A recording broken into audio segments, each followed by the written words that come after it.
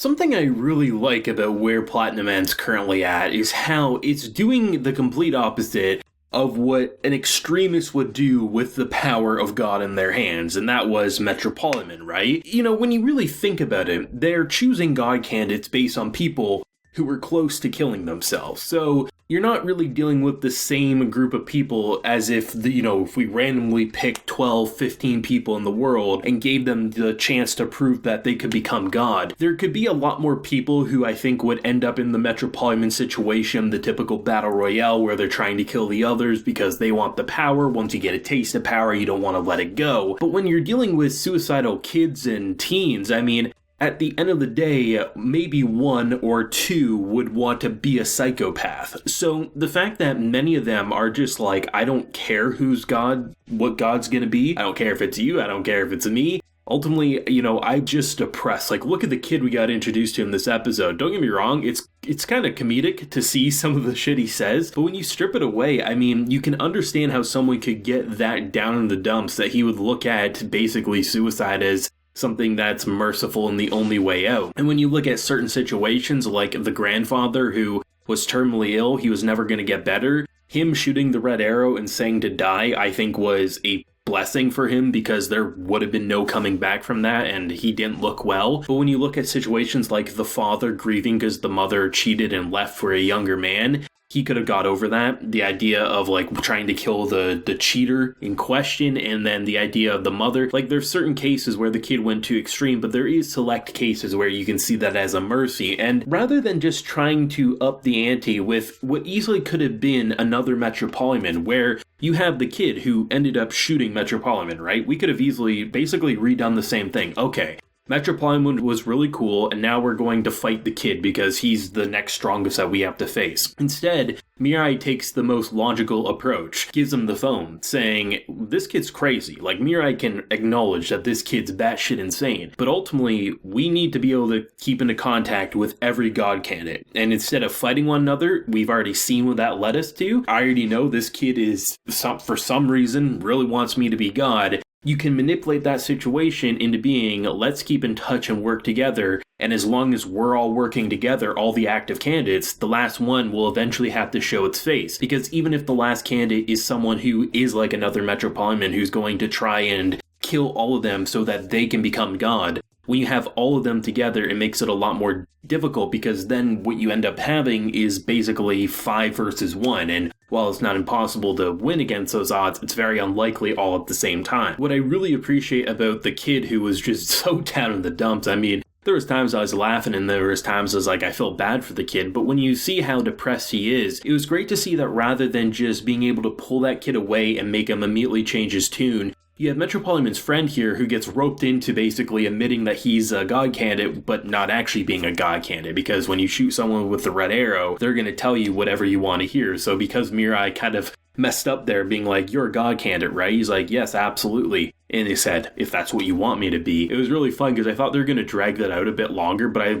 really liked just seeing how he ends up getting shot and then moments later, basically probably hours for them, he drops the ball being like, I'm not actually a candidate. I know you thought I was, but please, I just didn't want you to be mad at me. I really like what they were doing there, kind of trying to locate different ones, because ultimately the world is looking for red and yellow. We know what the costume looks like, and we know who made them said costume, which was Mikado. Mikado's no longer around. Having normal looking civilians walk around basically holding up their hands. I mean, everyone's acting like they're a God candidate in this world anymore. You just look like a guy in a hood, maybe a little emo, but you're not looking like a God candidate unless another God candidate is looking at you. So I like the idea of how they're kind of approaching and like tracking down, and how there's still mystery there, and we don't quite know what's going to happen when the final one is there. I do suspect we will get a meeting of some sort with them all there. However, I don't think it's going to go over smoothly given we have, I think, another 7 episodes, give or take, of this anime. So, I mean, if we do get a meeting within 1 or 2 episodes, there's got to be something that's going to set it off, or someone's not going to agree with others, basically grant everyone in a room saying, hey, we can choose right now who's going to become God. Eventually, personalities are going to clash on what God should be and what it should look like for the future of humanity. Though I do like how they're using social media to their advantage, because that's what they should be doing in this type of world, rather than just kind of like hoping that you can spot the right person. fly into a crowd and basically say, this is what we're planning, we're gonna make a meeting, and then eventually word of mouth is gonna spread through hashtags and everything like that, and you'll be able to find the last one. And I mean, worst comes to worst, Red has gotten very, very good at deflecting arrows, so it's not going to be that difficult to save your life if someone does try to get a sneak attack on you. And the fact that they're not going at it alone, they're having partners, is really nice. Though I thought one of the more charming elements of this episode was when the kid basically enters their home, right? And how basically moments prior we have new best boy talking about how, like, you know, maybe you'll find a woman that you love. And then he immediately starts getting embarrassed that, like, because it's definitely more of like a mother thing because his mother left him, and then you're getting someone who's probably a lot nicer than his mother was.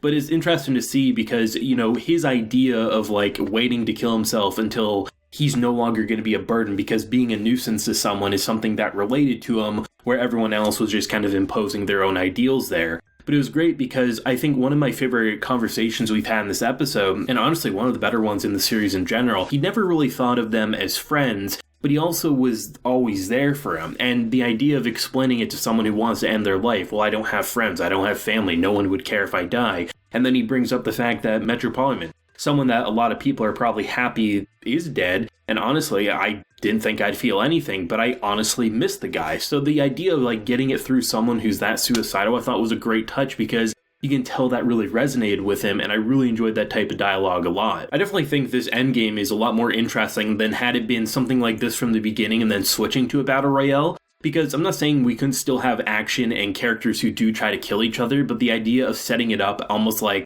more political kind of like meetings and things like that, having all the angels come together with that one girl who I know a lot of people were wondering how the hell did she get caught to begin with, and the fact that her angel made it so like she would turn herself in was really interesting. One thing about the art design that I've really enjoyed in recent episodes, it's always been there since the beginning, but the idea of when they have certain shots where they kind of like mix around with the colors and the kind of dramatic shots like in this one right here, it really does add a lot of personality to something, and sometimes it's funny, sometimes it's serious, but it just adds an extra element that really feels like that's Platinum Men. It's not trying to be something that we've seen before, which is really nice as well. I mean, Platinum Men to me has been exciting for 17 episodes. Certain episodes are definitely better than others, but overall it's been a consistently great show for me, and I'm really happy with it. And I know, like I said from the very beginning of my first impressions, I've heard mixed things about the ending, and I know a little bit of what happens towards the end of the show, but it's kind of like just knowing the broad idea, not really specifics, kind of like Cliff Notes version, just because eventually everything gets posted online, whether you want to see it or not. So for me, if everything keeps true with what I'm seeing and what I kind of know what's coming up, I do think for 24 straight episodes, I'm going to like and recommend this show a lot. It's just a matter of